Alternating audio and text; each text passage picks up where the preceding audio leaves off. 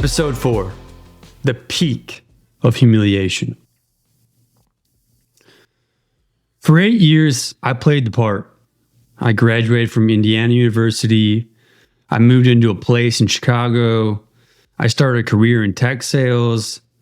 I was 22, living a post-grad life that looked perfect on paper.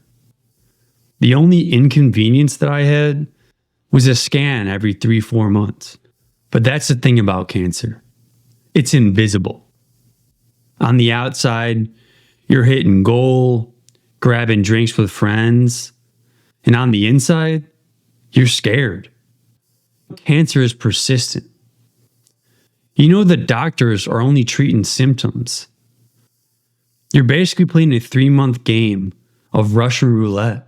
It had been 3 years since my last gamma knife radiation treatment or any other treatment besides my everyday pill. I was in Chicago and my girlfriend was in Indianapolis. Like any long distance couple, we'd fall asleep on FaceTime. One night, I drift off like normal, and the next thing I know, I was being shaken awake at 3 a.m. by a paramedic with a stretcher in my room. I was in a total daze. I actually tried to argue with them. I'm standing there in my high school baseball shirt and purple sweatpants, stammering that I'm fine. But then I hear what happened. My girlfriend, Brooke, woke up to a ruckus over the phone. She watched me have an unconscious seizure through a screen 200 miles away, unable to help me.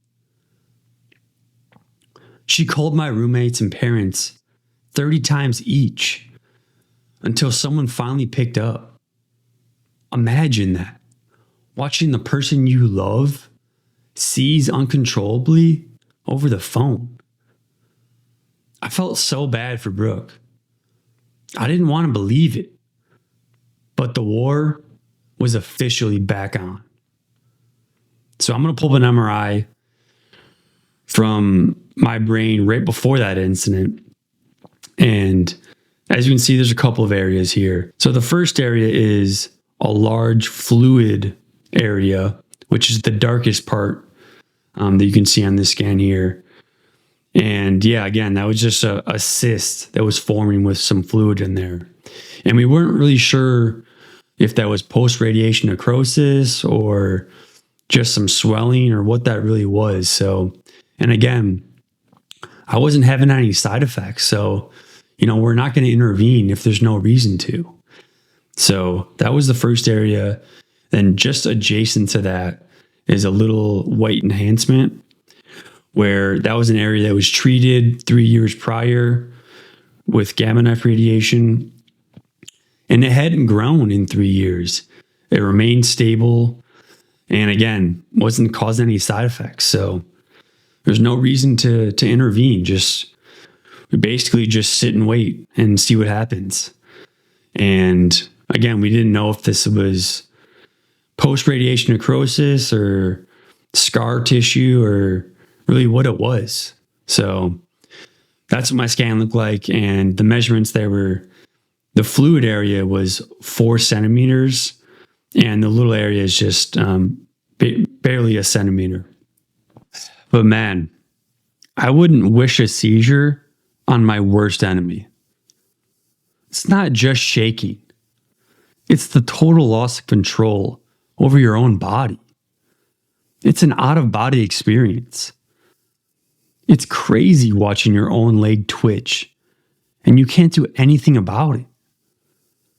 For the next 12 months, I dealt with this demon physically, but it left a mental cloud that stayed for years. I lived with the constant thought of when the next one will happen and weighed the risk in every situation in case one did happen. I felt broke. I was constantly on high alert. Anytime I left the house, my apartment, anywhere where I felt safe. I had 11 seizures in total. 8 of them, I went completely unconscious. They'd start with my right leg, which is my telltale sign, and then my whole body would seize. I'd wake up gasping for air, my face literally turning blue from the lack of oxygen, and my tongue was swollen and bleeding because I'd bitten down so hard. Every time it happened, it felt less like a medical event and more like a near-death experience. People tell you'll cope better with the next one. They're lying. Every seizure felt more violent, more final, and more terrifying than the last.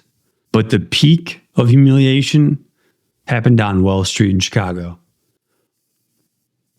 I was out with my boys, Matt and Justin, and I've already had one seizure in my sleep, so I figured I was safe during the day. Wrong. We're getting food, having a few drinks, and I head to the bathroom. Suddenly, that anxiety hits. My right leg was totally numb. That was my sign that a seizure was coming. The next thing I know, I'm waking up to this guy slapping my face, yelling, "We're not losing you today, buddy." Pro tip, don't do that. Lay the person in the fetal position and protect their head. But the physical pain wasn't the worst part. It was the walk of shame. Being wheeled out on a stretcher through a packed restaurant, past my friends, fully conscious and aware. I felt like my independence was being wheeled out the door with me. At 23, I felt as hopeless as someone in the final chapter of their life. It was humiliating.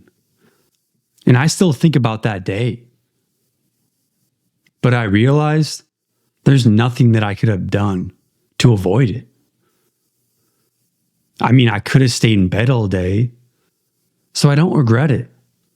It's just part of the journey.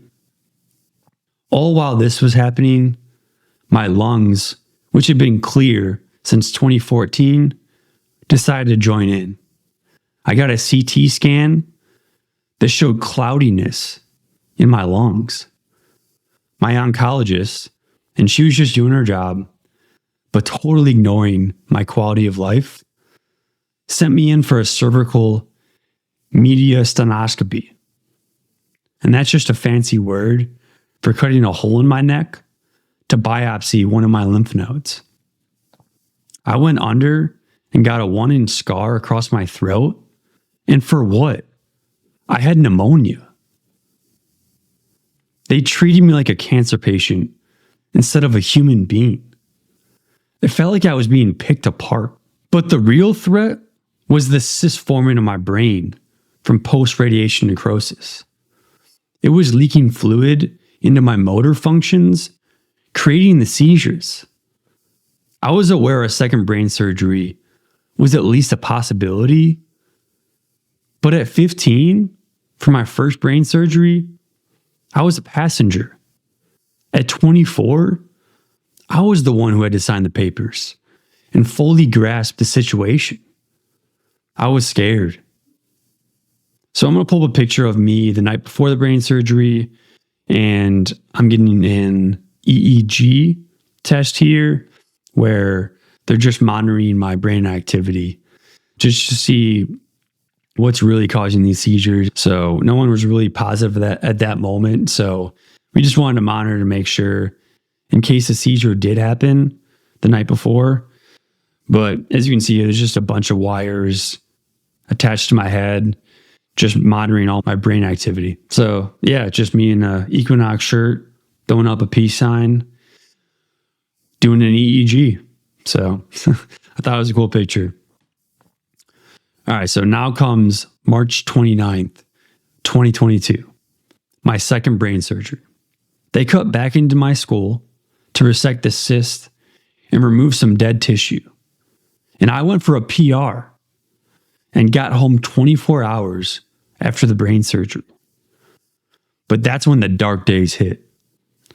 My anxiety was so high that a trip to the grocery store felt like a huge win. I was uncomfortable in my own skin, always looking over my shoulder for the next seizure and how I could protect myself against it. It put into perspective how even the everyday tasks like the gym, grocery store, going to dinner, and driving were something that I took for granted. I used to not even think twice about doing those. And now, everything was overanalyzed. But here's where I fucked up. The biggest mistake in my life. I played the tough guy card in every situation. I told my best friends that I was fine.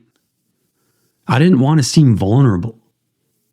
I'd stay in bed, miserable and alone, while my friends checked in on me. I turned my recovery into a bedridden mental battle because I was too proud to say that I'm struggling. Don't ever do that. If you're going through a hell, don't be a hero. Tell your friends. Tell your family. Let them help carry the weight for a minute. So I had to claw my way out. I started a Get Right program. Every day, I had to do one thing that sent my nervous system into a panic. I forced myself to walk into the gym or to sit in a restaurant until the alarm finally turned off. I built a survival regimen. I started running to clear the fog.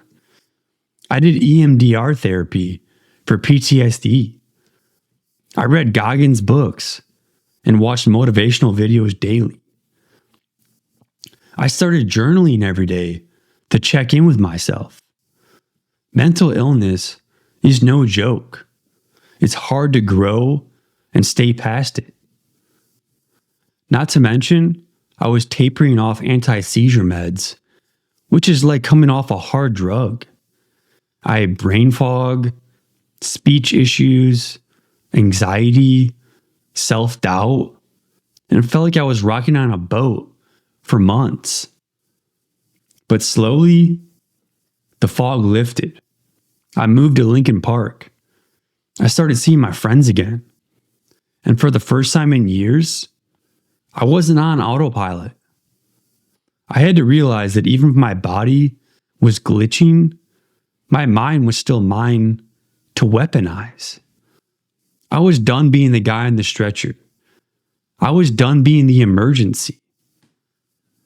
I decided that if I'm going to go out, I'm going to go out swinging, not hiding under the covers. The dark days are real and they're heavy, but they're also where you find out exactly what you're made of. I had to break my own soul to build a version of myself that could actually handle this war. And honestly, I'm just getting started. Thanks for sticking with me. Next time, we talk about the comeback. Catch you then.